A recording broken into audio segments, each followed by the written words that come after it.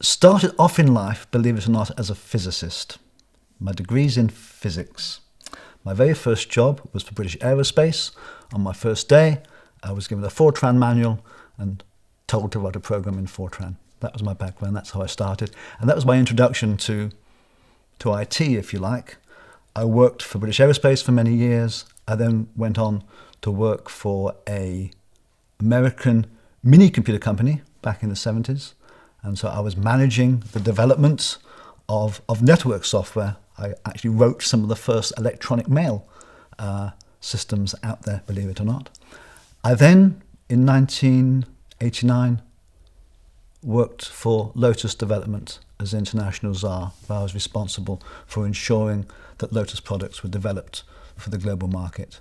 And that was my first sort of introduction to knowledge management, although at the time I didn't realize that was what it was about. But in retrospect, that's exactly what it was all about.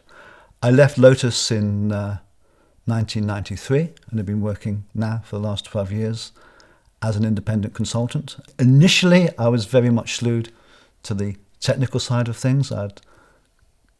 In working for Lotus, I'd got a great deal of experience in Lotus Notes, which was really one of the very first sort of collaborative products.